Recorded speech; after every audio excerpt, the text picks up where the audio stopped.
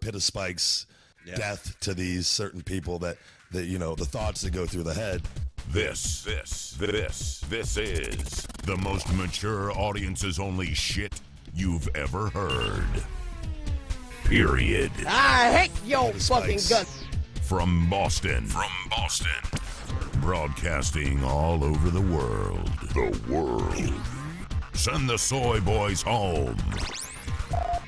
'Cause we ain't gonna sugarcoat shit. Drop down, let me give it to you. This is the Joe Cronin Show. Now, here's Joe Cronin. Joe Cronin.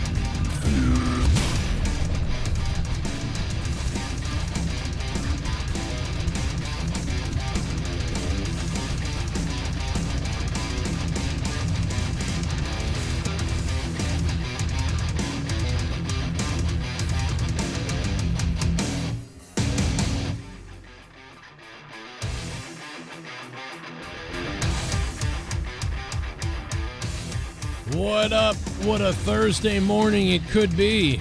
You never know what could happen on a Thursday. Well, it's Thursday afternoon now, but Thursday afternoon, October 24th, we're approaching Halloween. It's everybody's favorite scary time. We're going to scare people. Imagine you scare someone on Halloween and they just go flying off your porch. You know, like one of those hands pops up. Like, how many lawsuits do you think there's been over the years where, you know, like a kid or somebody was,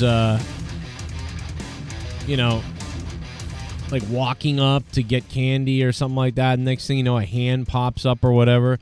And they go flying backwards off the porch and smash their head or break their leg or something. And then the people, like, sue the homeowner or sue somebody. I mean, just like it's got to happen, right? Like a lot. Or it had to have happened. I mean, I'm sure that people have fallen before and been like, oh, I'm going to sue you. You know, it's Halloween. My kid fell down your whatever. But I mean, you know, like because sometimes people jump out of nowhere to scare you. They go, ah, boo. Or they go, happy Halloween. Ah. But I mean, the way I see it is, listen, you're going around trick-or-treating. You're engaging in the fun. You know, you're engaging in the possibility of somebody playing a trick on you. It's trick-or-treat, you know? Like, it could happen. Somebody could trick you, and you could fucking get scared and fall down a flight of stairs, and is that their fault? I don't think it's their fault. So I think in a court, you know, you could reasonably prove that, you know, that you're innocent, that you shouldn't be sued, that they partook in the Halloween festivities, and if they fell down your stairs or fell off a roof or porch or whatever it is, you know, that's their clumsiness got them hurt, and they were out participating. And they were to say like, oh, you know, but you scared us. We expected to go to the door, get the candy, and get out of here. You know, I don't know. As long as it's not like egregiously like, you know, I don't know, like somebody comes out with a chainsaw or something like that, scares you. Does that count? Is that bad? I don't know. There's a $250 million plagiarism lawsuit against WWE. And again, I think against AEW too, actually. In fact, yeah, it's against AEW and WWE. I don't know if you guys know about this. I forgot about it. I knew about it at one point, but then forgot about it. So, it's this weird lawsuit. Anthony Wilson filed a lawsuit against WWE and AEW, making a serious claim of plagiarism. He accused both companies of using his creative ideas, like wrestling personas, names, slogans, images, without his consent. Well, wouldn't Anthony like to know about all the times they stole my ideas? Like, can you imagine if I showed a court my description of Cesaro? He's going to rip his pants off. It's going to be James Bond-like. He's going to have sunglasses. He's going to come out like it's a gun, and it's like he's 007. And he rips his clothes off. He has a suit, and he rips his suit off. And suddenly he's in his wrestling gear. It's awesome. And then what, 6 weeks later or less, here comes Cesaro doing that exact thing. Imagine if you could show that. Because I feel like I could probably, I feel like that that might have been provable because I'm on video describing the whole thing, and the date is there to prove the date, time, and the dating of when I said it, and then the time of when he actually did it all coincides with the 4 to 6 weeks later or whatever it is. So I don't know. Anyway, he accused both wrestling companies of using his great ideas. Wilson argued that the misuse disrupted his plans to launch his own wrestling promotion and negatively impact his talks with Bullet Club members about joining his project. He stated WWE and AEW's actions harmed his business reputation, blah, blah, blah, blah, blah, blah. On November 3rd, 2023, Judge Bonita dismissed the case because the legal papers had not been properly served to either WWE or AEW within the required 90 days after he filed in August of 2023. Although the lawsuit was closed, Wilson had the option to refile it with the proper legal procedures. He initially sought $250 million in damages. Wow. Wilson chose to refile the lawsuit and ensure that both companies were properly served this time around. AEW would eventually file a motion to dismiss the lawsuit earlier this year. PW Insider reports that Anthony Wilson lawsuit against WWE and AEW alleging plagiarism was officially dismissed on October 22nd in the U.S. court. So for AEW, the lawsuit was dismissed with prejudice, meaning Wilson cannot bring the case back to court against them. AEW argued that Wilson failed to provide specific factual allegations and did not adequately respond to their arguments, leaving them completely cleared of the accusations. Regarding WWE, the court dismissed the suit due to lack of personal jurisdiction. The court determined that it did not have jurisdiction over WWE, as Wilson did not demonstrate that WWE, a Delaware corporation, by the way, Delaware guys, did you guys know that all businesses and companies and shit are all based out of Delaware registered-wise? Because Joe Biden gives them all the big tax cut. Remember when Joe Biden said they'll pay their fair share? But everybody's registered in Delaware as a company. They're all registered in Delaware so they can get through the tax breaks. Every company.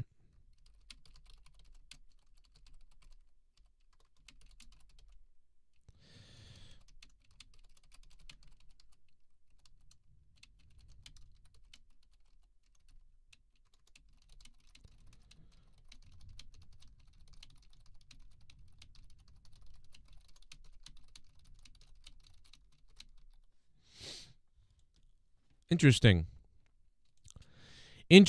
that WWE is registered in Delaware.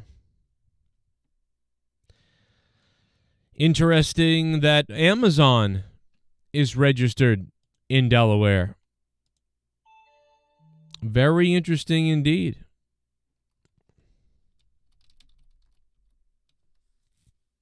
Kind of crazy. Kind of crazy.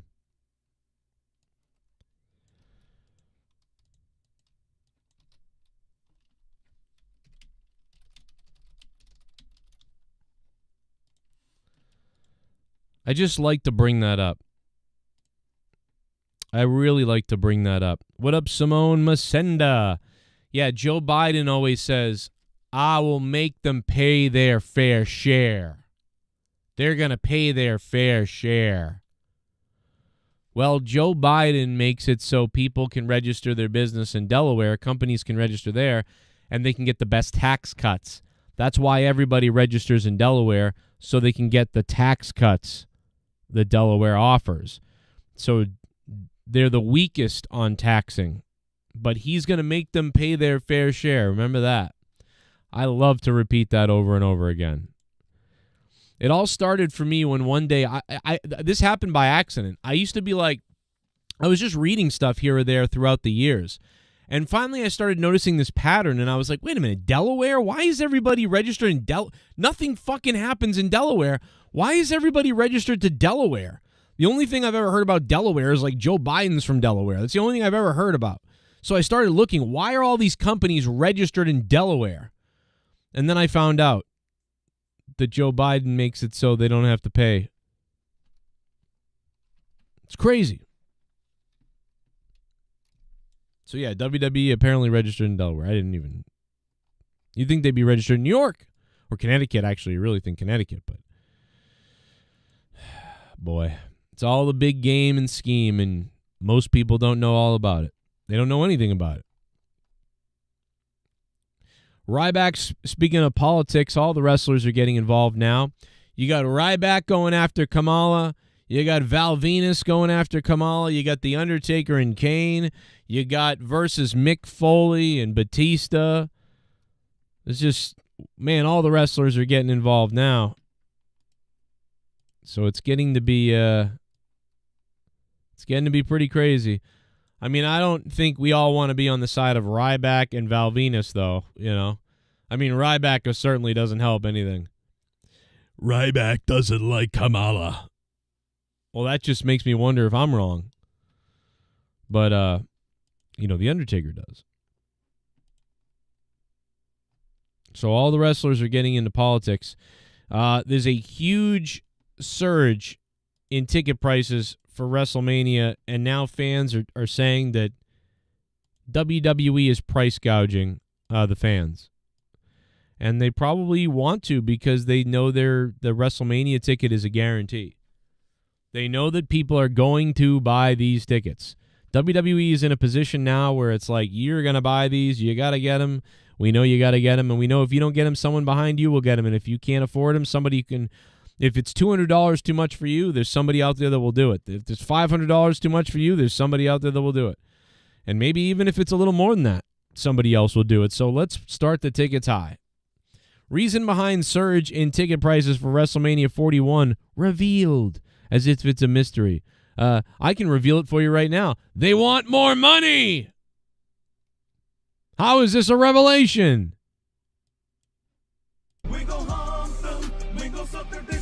Oh.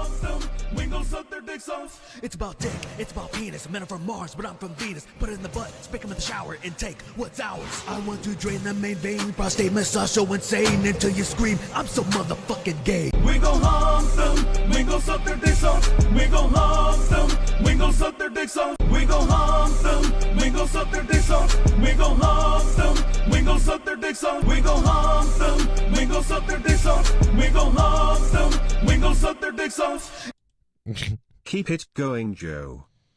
Oh, baby. I'm going to keep it going all night long. Let me tell you that. If you want to donate, there's the link in the chat. But what's up, everybody? Rise of CJ, thank you for that donation, man. I really appreciate that, man. We're talking about the lawsuit settling.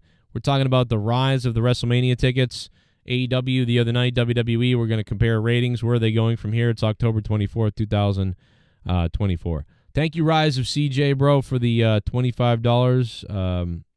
I will put that down of the top dono right there. Thank you very much. If you guys want to donate, the link is pinned to the top of the chat. You can super chat. You can become a member. That's awesome. But if you really want to help me, and help me now, trust me, we could use the help on this show. The Streamlabs link is pinned to the top. Use that if you can. That's the best way to donate to the show and support the show. Thank you for the $25, Rise of CJ. We go home to...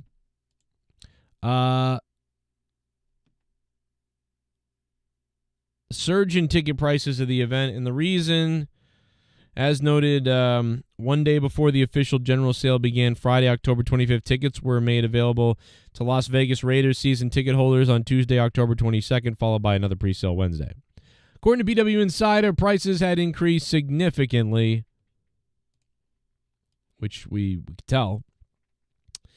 The combo, a 2-day combo ticket initially purchased for $700 was listed for over $2,000 on Wednesday. Similarly,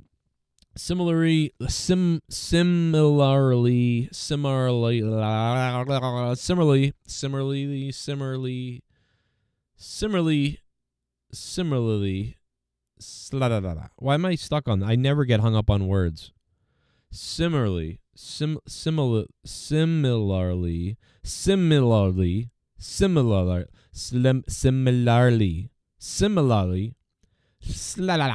Tickets that were priced at $1,600 on Tuesday were found on Ticketmaster for more than $2,300 the next day. These price hikes were not a result of resellers. So they just increased the price, which, okay.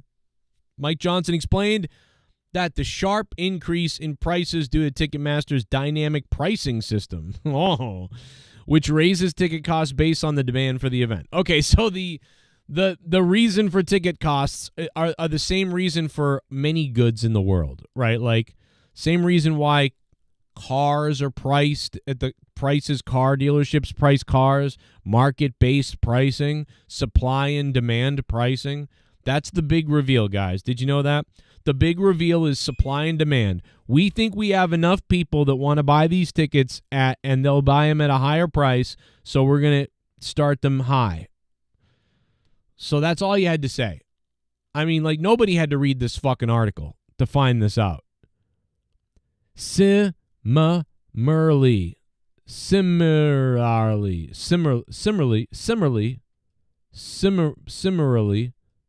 Jesus, I've never had a problem with that word. What's going on? I'm probably got brain damage. That's probably what it is.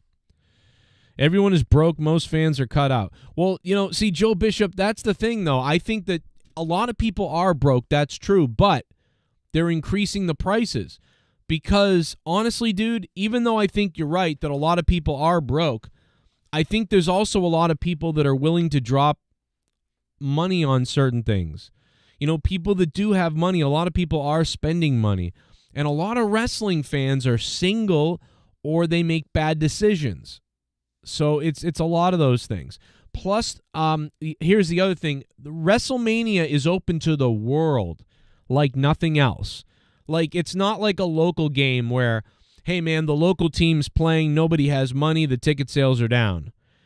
Because you've only got local people trying to get to the games, for the most part. Maybe the away team fans a little bit too, but that's about it. But like with WrestleMania, you can price gouge this way because WWE is the hottest it's been in a while. And on top of that, they have an international audience that will buy these tickets as well. So it's not just like, oh, Vegas or Americans. Hey, man, we're there's a lot of people we can pull to. There's like 20% of the WrestleMania crowd is going to come from outside the country. And I think that number's been going up every year. I don't have the exact numbers in front of me right now, but I think that international fan attendance has gone up, I want to say, like, by a couple thousand every year. So if that's the case, this year we're on board to see maybe 20, 25,000, like, Canada, international, all that rolled into. So 1/4 of the crowd will be from not America. Even if that's Canada, there'll be a lot of Canadians. Then there'll be some from Mexico, not many, but some. Then there'll be a lot of people from abroad all over the place. So you're going to get that, and you're going to have the ability to, promote to all these people. And somebody will buy it. And if they don't, they'll load the tickets later. They're going to try to get what they can out now early, see how the ticket sales go, and then adjust based on that market price and what they get. So listen, if I was in business and I was trying to make the most money I could make, I'd do the same thing. I'd be like, well, let's start high. Let's see what we can get. Let's see what we can do. Let's start as high as we can go and see, see what happens. And then after that, you can find out. Here's a little excerpt from the Cunty-holic people. With another pre-sale opening yesterday. Dave Shearer of PW Insider noted that tickets have already become much more expensive than their original prices, with one person noting a 2-day combo ticket they initially bought at $700 was being sold for upwards of $2,000 yesterday. Tickets were also being sold for $1,600 on Tuesday.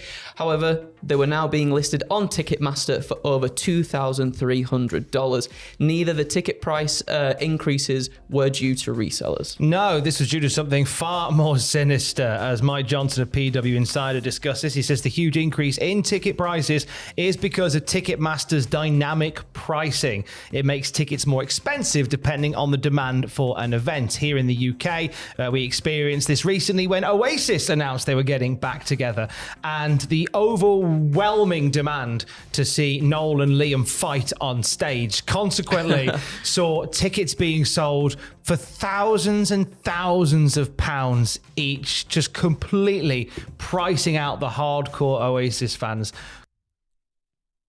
I mean, I don't know where. I mean, I'm not shocked, and why would you be shocked? But also, you know, if this is something that people don't want, you know, it's going on it goes on everywhere with everything. I mean, doesn't it? I mean, what are you gonna do?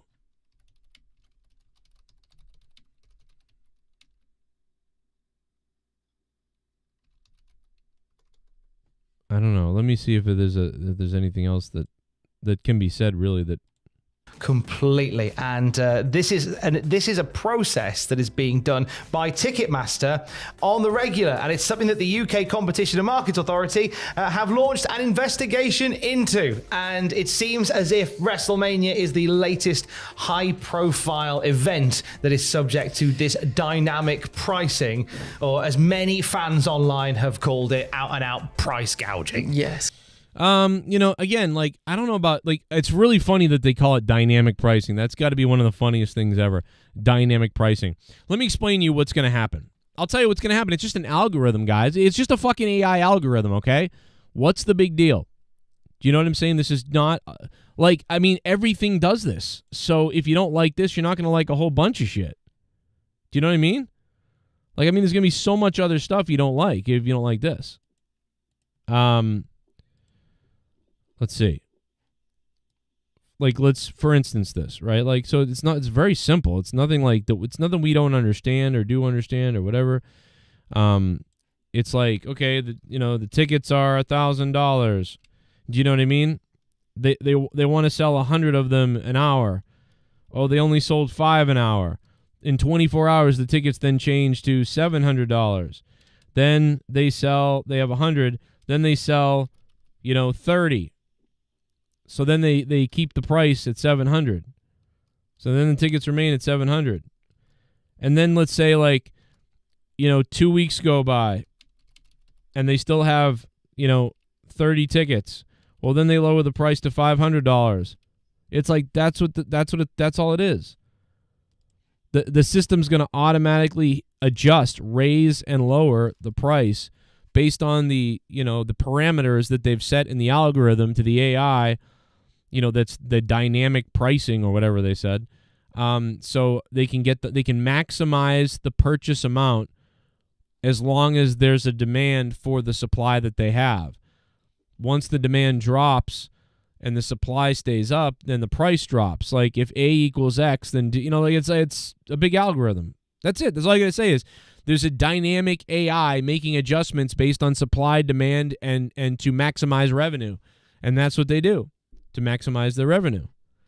I mean, I don't know. I mean, isn't this what every company would want to do or does? I mean, is it price gouging or is it, you know what I would have? Here's what I would have a problem with, because this has happened in the past. Now, this is what I have a problem with. I think this should be illegal. If it's not illegal, it should be illegal. But here's one of the issues.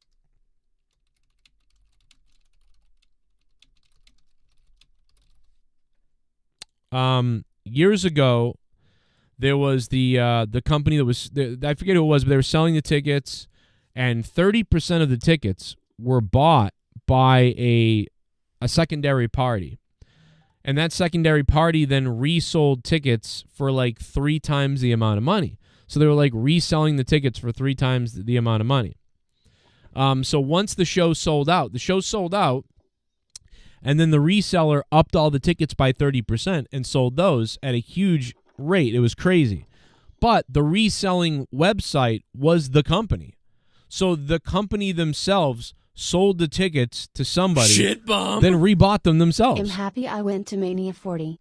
Prices are insane, TKO. Yeah, that is crazy. Alex Oli, thank you for the donation, man. Yeah, how could anybody afford this? But like, I don't know what to say though.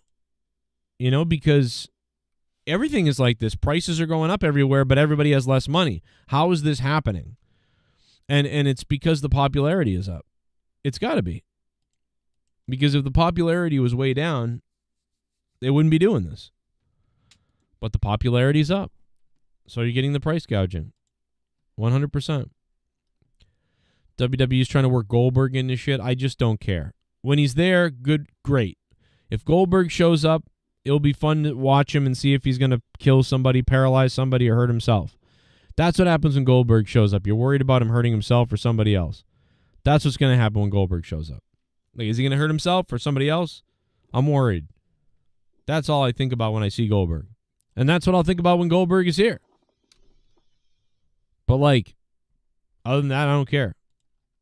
I don't get that excited, for Goldberg.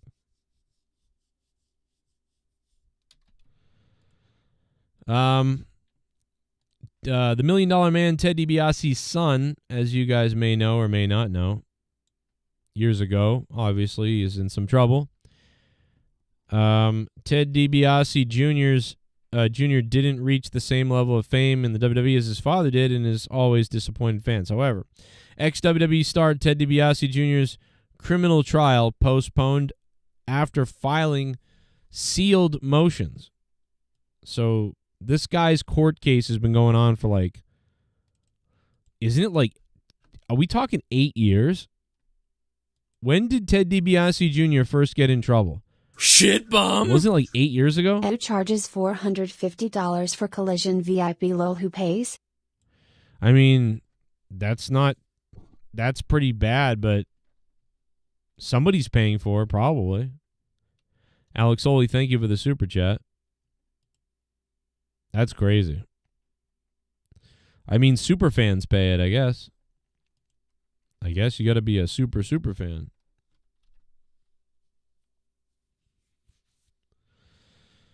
Yeah, you got to be a pretty big super fan.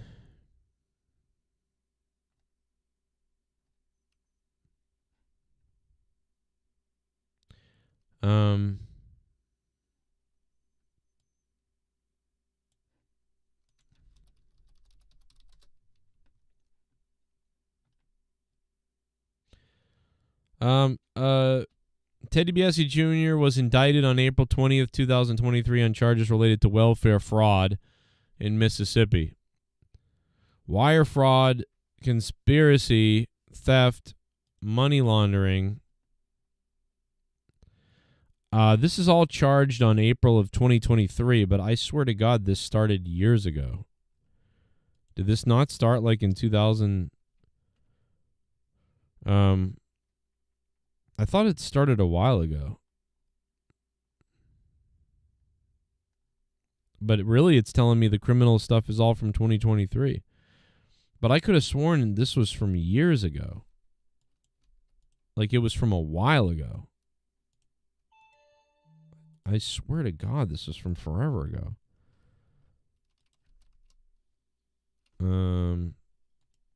Yeah, it's 1 year ago, so that he was charged. But I thought it was from longer back. Stealing millions. The $1 Million Man's son stole millions. I mean, shit bomb. The irony is unbelievable. First Raw on Netflix location revealed: Inglewood, CA. Inglewood, California. Inglewood. Dude, what are they trying to get killed? Inglewood, California. Trying to get the superstars shot. That's crazy. That's crazy.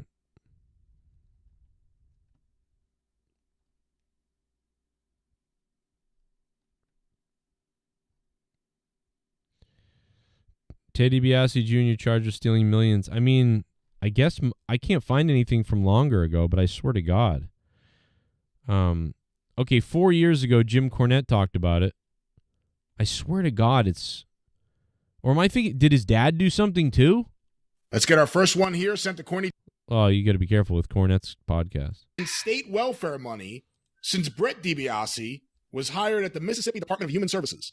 Living in Mississippi, I see people struggling to make it on a daily basis, and money like this is the only thing keeping them from being on the streets. Sorry for the lengthy email, but this hits close to home. What do you think about DiBiase and his son stealing over $2 million in welfare money? Now, wait a minute, from the hold people on. of Mississippi? Suddenly, first I saw when they indicted the guy that was in charge of Mississippi welfare, and then Brett DiBiase's son was working for him, and he'd got some. And then all of a sudden, DiBiase got some, and now stealing $2 million. I don't. Let's see where this ends up. I hate it because I like Ted DiBiase. What a great fucking talent. But here's another example of what religion can do to you or for you. People say that nobody will believe wrestling anymore, right? I say it's in the presentation, as MJF and Jungle Boy just proved. When you think about it, this is from 4 years ago. what on earth? What story, what fabrication, what con, what swerve, what lie, what untruth, mistruth, what on earth is more preposterous than the backstory of every organized religion on the face of this planet? Okay, well, Jim Cornette's going to go into a religion thing. But bottom line is that happened. That was 4 years ago. Damn. If you guys want to support the show, the best way is to drop a dono here at the Streamlabs tip right there. If you guys want to support the show, we'll play the donos on the show. And also hit the like button. We got to get some likes going here. It's a low effort here today. Am I thinking about Jerry Lawler's kid? No, I mean, I know about him too, but, rest in peace, I swear there was something else, though. So 4 years ago, they were in trouble for this. But I thought he got in trouble even longer ago. But maybe it's just 4 years ago. I guess it could have been just the 4 years ago. And maybe I'm thinking of like 8 years ago when I interviewed Ted DiBiase. Because I had titties. I had Ted DiBiase here on the show. So maybe I'm thinking of when I had Ted DiBiase on the show, and then I'm thinking of his son being in trouble 4 years ago. Yeah, because that's what it is. I had Ted DiBiase on my show 8 years ago. Look at this, 8 years ago. So Ted DiBiase was on the show 8 years ago, and then 4 years after that, his son and him, I guess, are in trouble for this situation. So I'm probably blurring those together. So that's what it is. It was 4 years ago. Okay. It's all making sense now. Yeah. Before he died, was bury the hatchet. And that's something that Jim never did. It was like, it didn't seem to me that he was ever grateful for any of the things that the people did for him. And somebody said that something like the art of war, like, he kind of looked at this as like, it's a cutthroat business, and, whatever I had. I woke up at like 6 a.m. or 6:45 or 7 a.m. It was something like that, very early to do this interview with Ted DiBiase. I remember waking up very early for this. Have to do to be number one, I'll do. If that means stepping on you, I will. Right. But when he was being inducted in the this video did well too. I put this video. This is only a clip from the podcast with Ted DiBiase. But yeah, this clip did really well. Good. I mean, it did pretty well. Didn't do the greatest, but did pretty well. Shit bomb. 122,000. Tulsi a Republican now. Full mega thoughts. Thumbs up. Tulsi is a Republican now. Full mega thoughts. Yeah, I can see how that is because so am I. So, I mean, I don't know. I wouldn't say that I'm full Republican. I don't think that's true. But I'm definitely not whatever the party of the left has become. I don't think I would say I'm full Republican at all because I don't believe everything Republican. I still don't have. But I mean, I think that she is. I think she's just, siding with the better side at this moment. I mean, she still clearly holds a lot of liberal values, which I do as well. I would say more independent, but I'm independently supporting that side for now because, you know what I mean? There's more promise there. But reluctantly, sort of, I would say. I'm like reluctantly having to support the right side, even though I'm not right. If that makes any sense. So I wouldn't go as far as that. And I don't think she is either. She's She's not saying anything different she said 10 years ago. So they're just forcing her out. Tulsi Gabbard is hot. What's up, Nature? Nature Odinson, what's up, brother? I do like Tulsi, though. She's very hippie-like. I like her. She's very hippie-like. I'm dressed like a golfing conservative today. I'll tell you that. Look at this shirt, bro. I look like I'm going golfing in 5 minutes. But no, she's I'm not surprised. You got to pick, you got to do something. And she's gone the way she's going, It's understandable. Somewhat.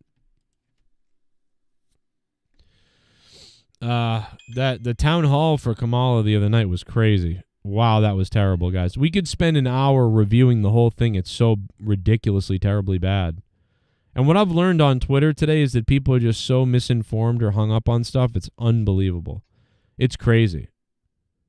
I'm shocked that they grilled her that bad on CNN. Like they grilled her on CNN. I mean, she was terrible. They tried to make hey, they can't make her look good. She's just terrible. I mean, Anderson Cooper is a former CIA agent, I believe, that now has been working for CNN for so long. And I would have thought that he would have been on her side 100%. And he was kind of, but he wasn't. Also, he was burying her. He was she kind of buried herself. He followed up a little bit, which I think part of that is to try to show hey, you've got to respond to these things to make people comfortable.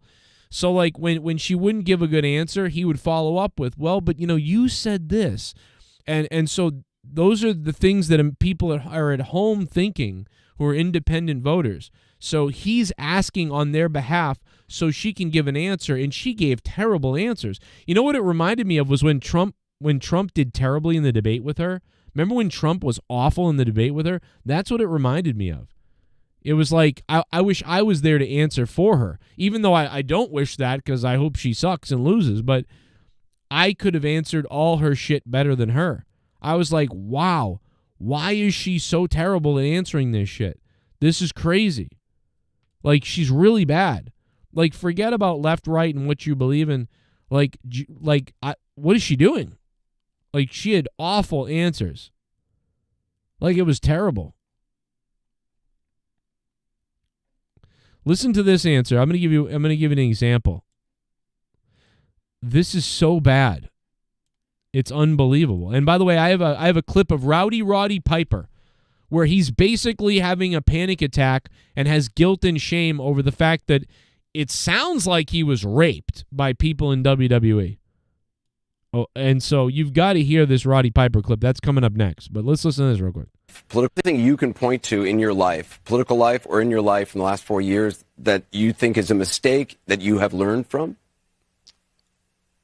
I mean, I've made many mistakes, and they range from The last time she got, just for context, the last time she answered this, she said no, not really.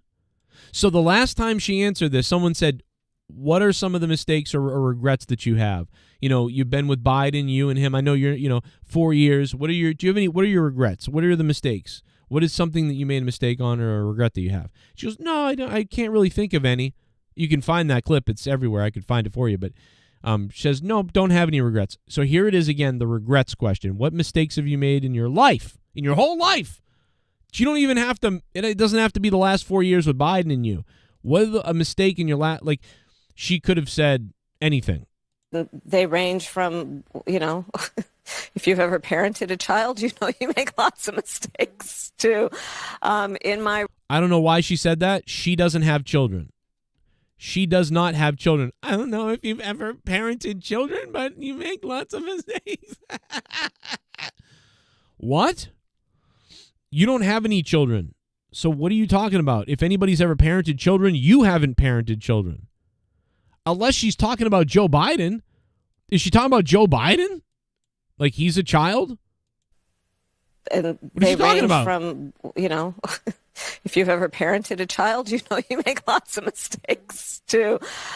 In my role as Nobody laughed. Nobody applauded. Nobody knew what the fuck she's talking about here. Anderson's completely fucking bewildered by this. vice president, I've probably worked very hard at making sure that I am well versed on issues, and I think that is very important. It's a mistake not to be well versed on an issue and feel compelled to answer a question. She did not, and she just didn't answer a question. What the fuck did she just say? What did she just say? Does anybody know what this means? What the fuck did you just say? And now I'm going to tell you how she should have said it.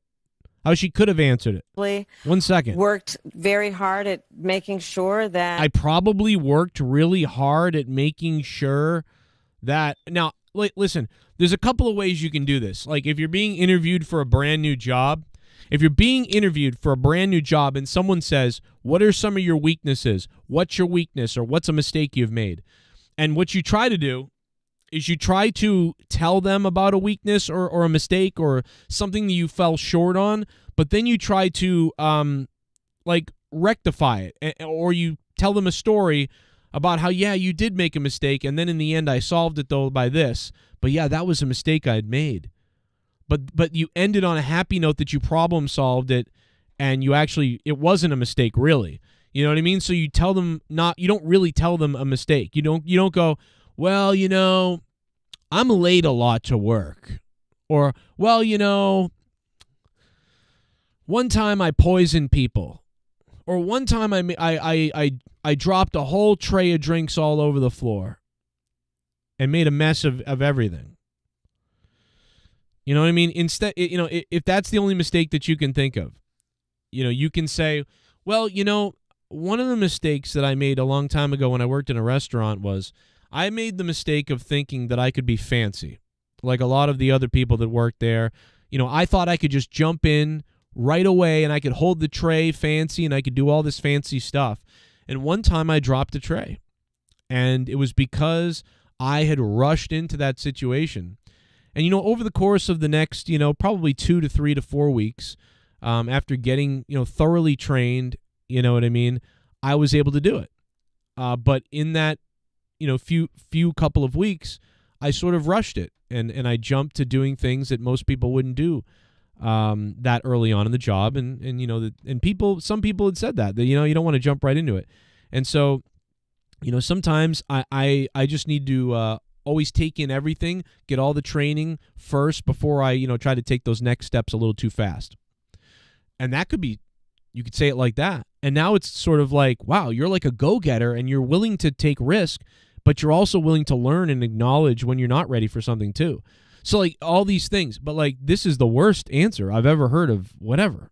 And I am well versed on issues, and I think that is very important. It's a mistake not to be well versed on an issue and feel compelled to answer a question. So what she could be trying to say here, I'm trying to figure this out, but what she could have been trying to say, although she did not say it and did not say it correctly, what she could have been saying there, what she could have been saying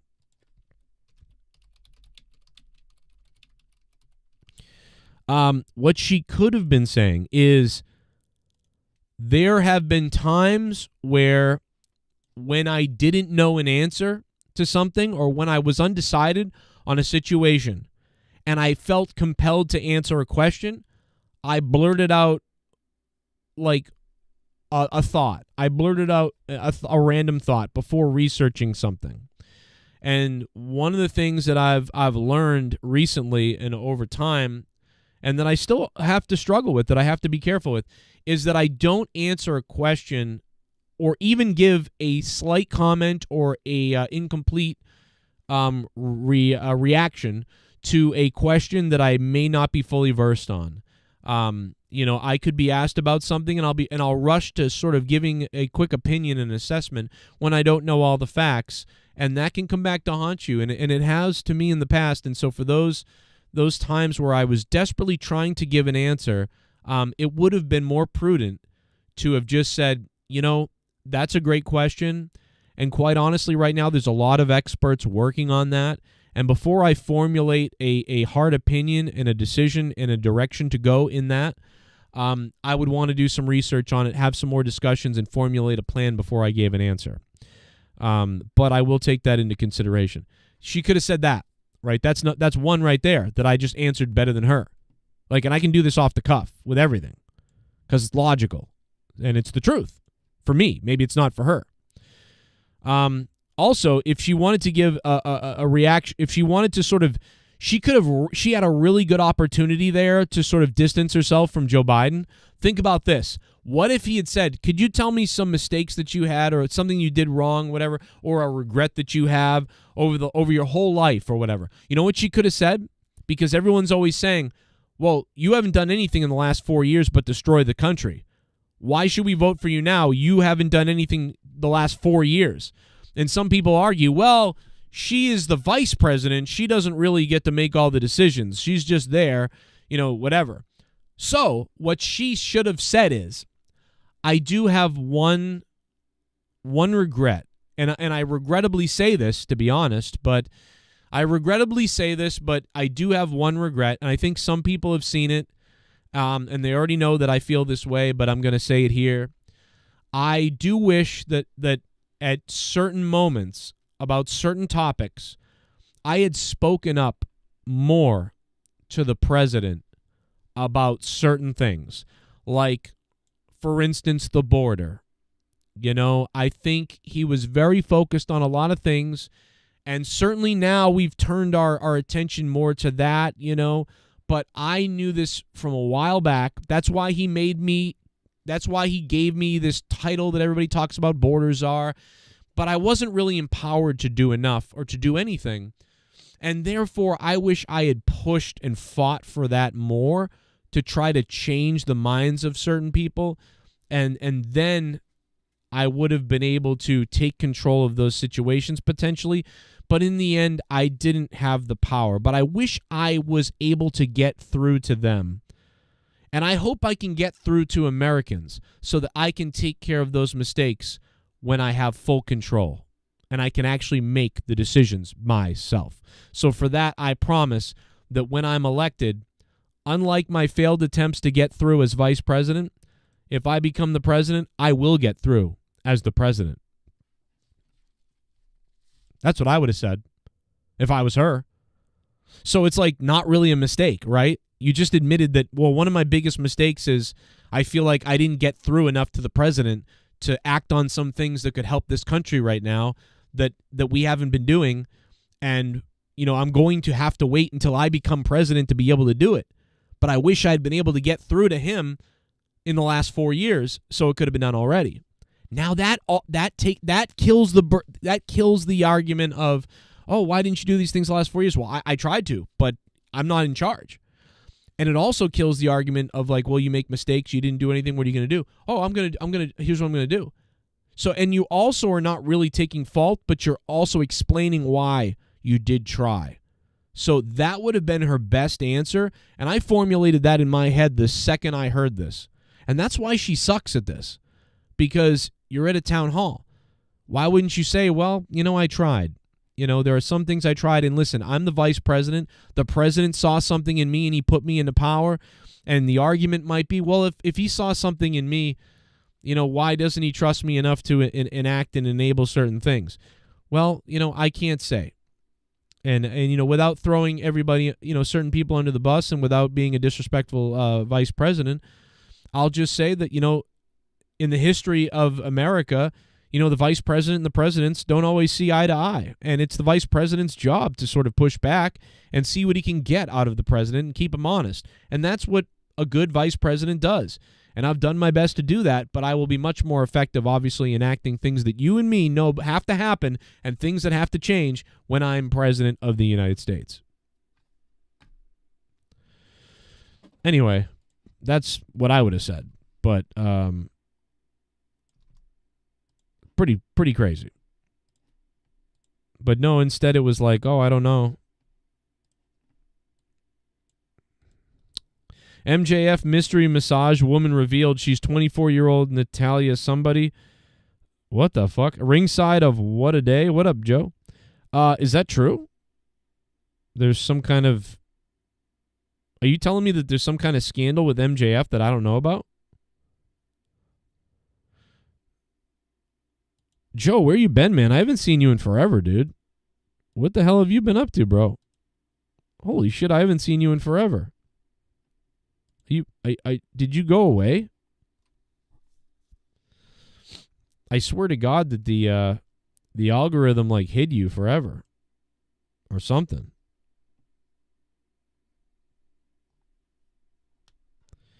That's crazy. I didn't even watch the Harris interview last night or whatever. Yeah, I mean, you didn't miss much.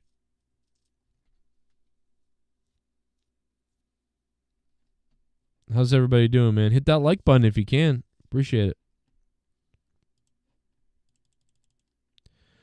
A lot of crazy stuff going on right now. There's no doubt about it.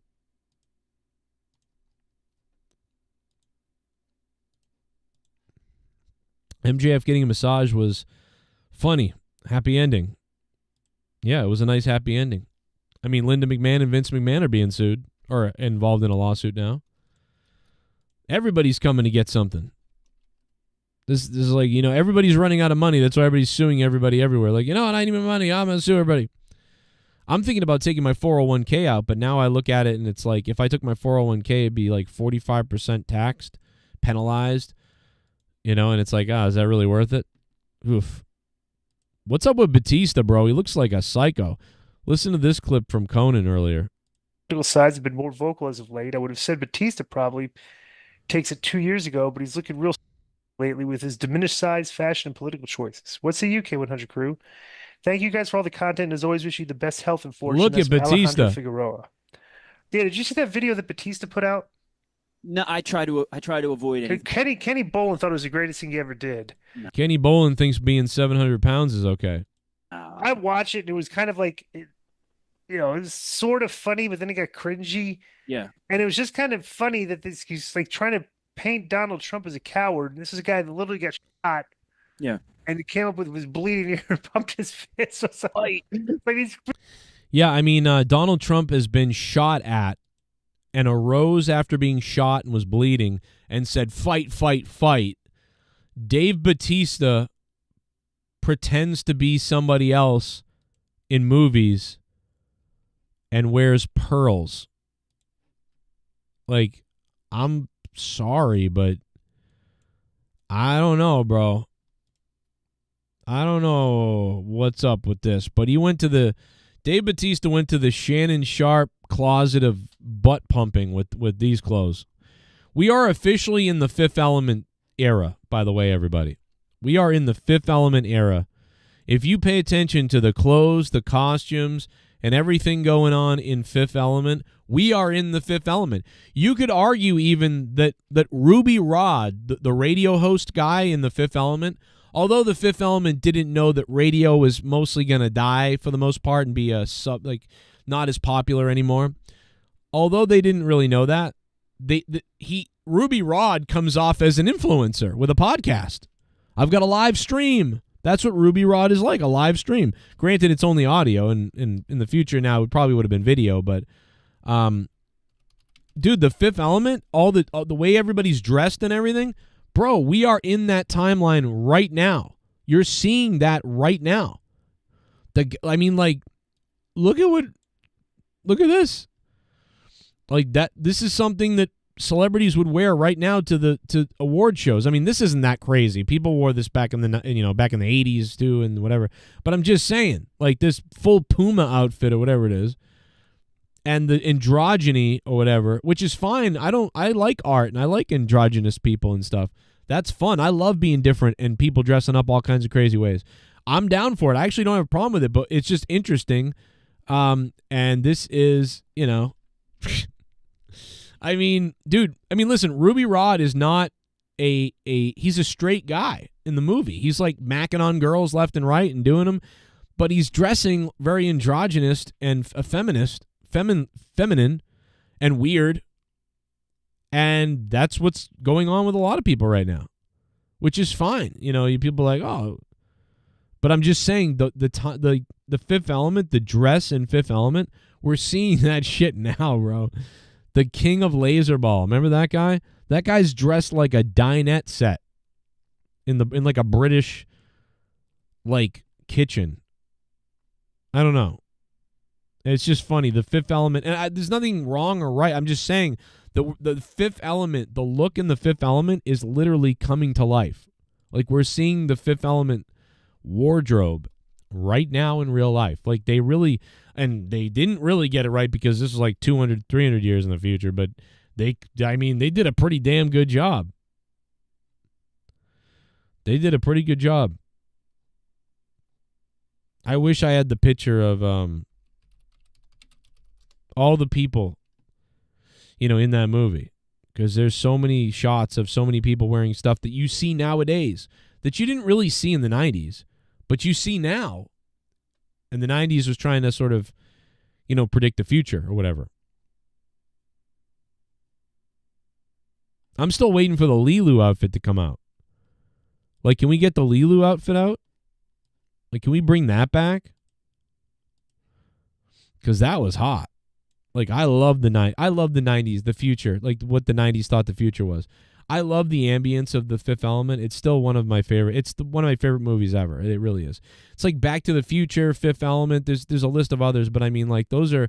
If I were to take a movie to an island, like you only get to take a couple of movies, a couple of things. Those are. I would take those. I love the Fifth Element's music. It so encapsulates the 90s. That sort of ambient electro vibe that the Fifth Element has. This kind of like infusion of electronic music, jazz, and also like industrial, and this mix of just that French and German sort of look as well. Like the movie, the comic, the story, the music, the atmosphere of the Fifth Element is all around like one of my favorites. Like it's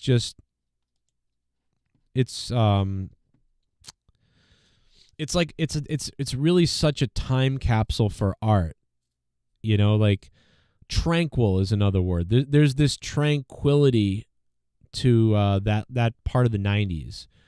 I think Garbage captured it a lot too in some of their music in the late 90s. But a lot of people have that tranquil ambient electro vibe that I really liked. Demolition Man and Fifth Element nailed the future. Yeah, you might be right. You might be right. You might be right.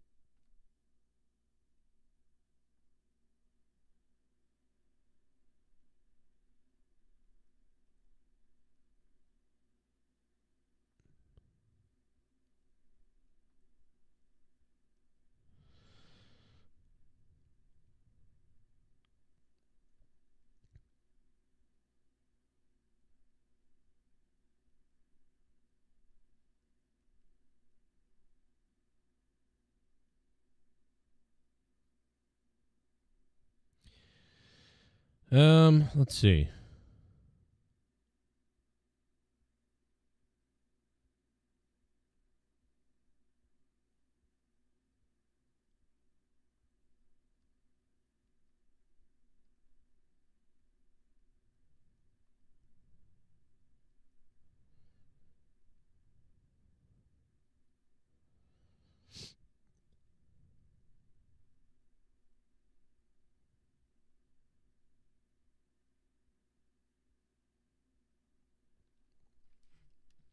The three seashells?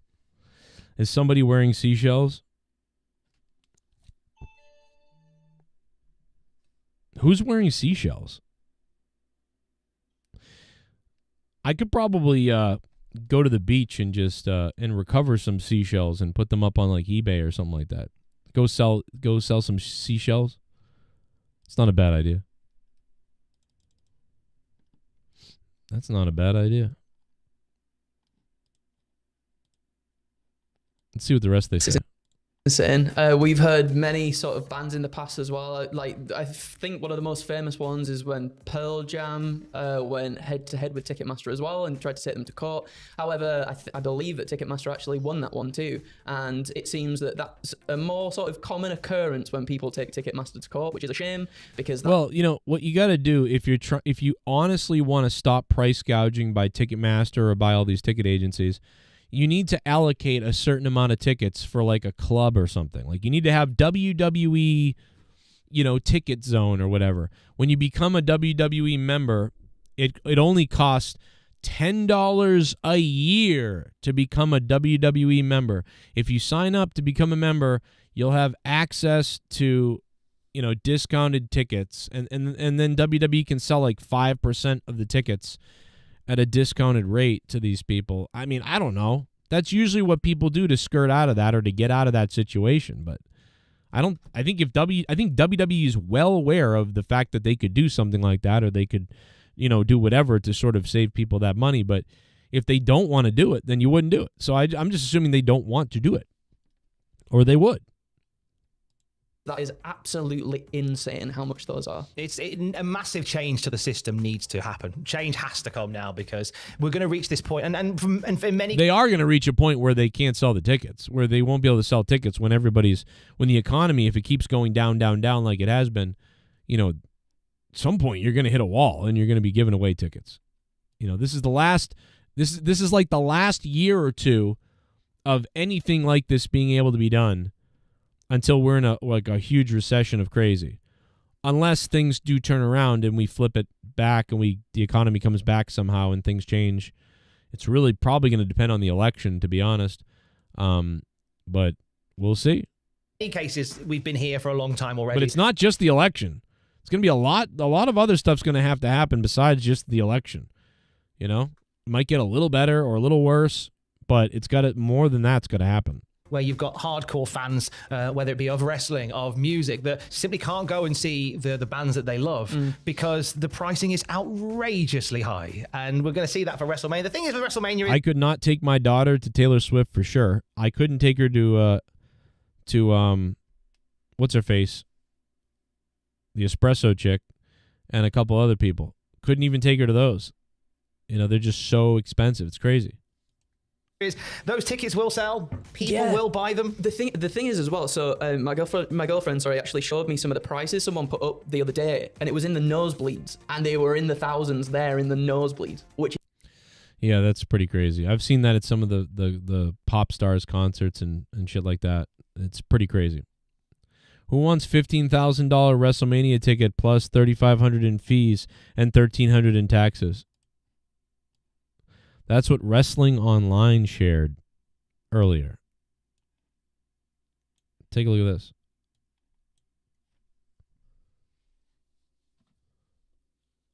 Wow.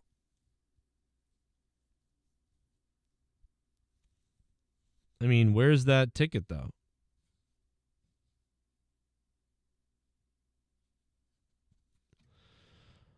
How many tickets is this? One ticket.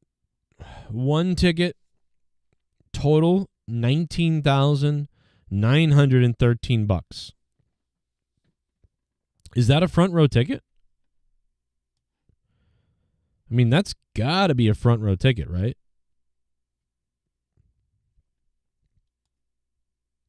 That's got to be a front row ticket. It would have been good if they showed where the ticket was. That would have been good.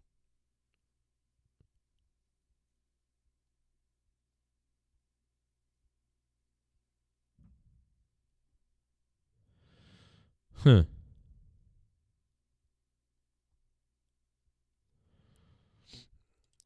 It's come out today. Everybody's been saying, "Oh, Triple H is racist. The WWE is racist. Whatever," but they're coming out with the fact that basically that it wasn't a written line. When Carlito was like, "I don't speak Chinese" or whatever, right? I don't speak Chinese or whatever.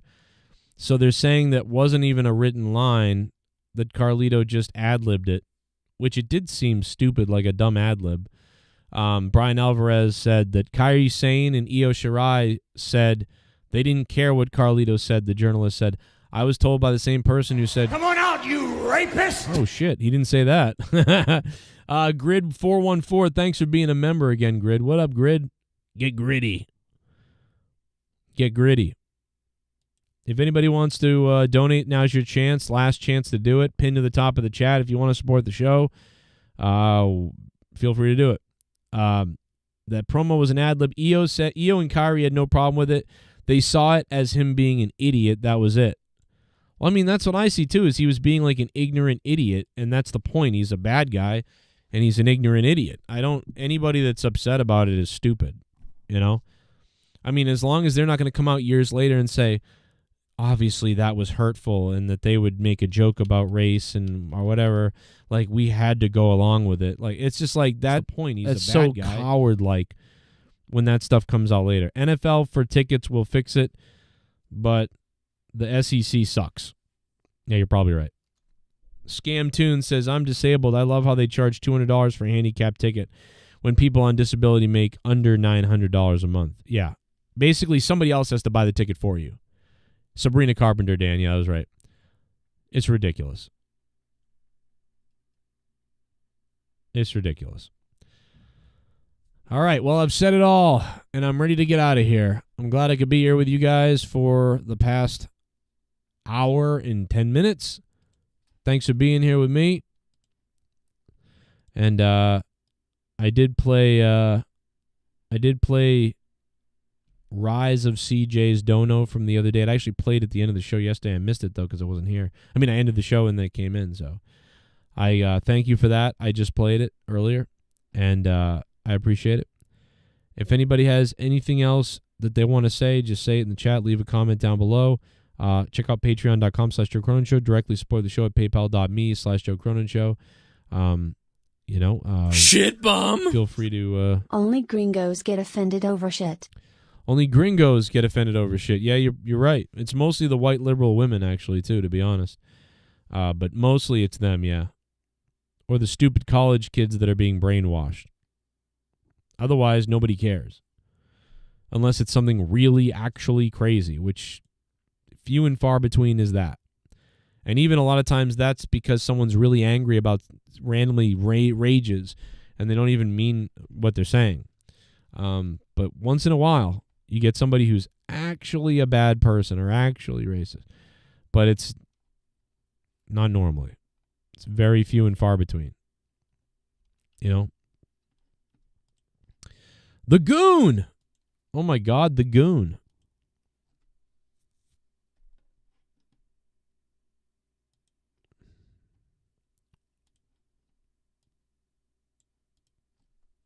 What up, Dan?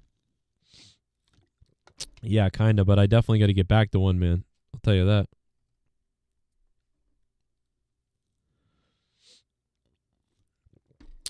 Not a hope in hell, Joseph Pesci. Thank you guys for being here, and I'll catch you guys later. Linda and Vince, lawsuit incoming.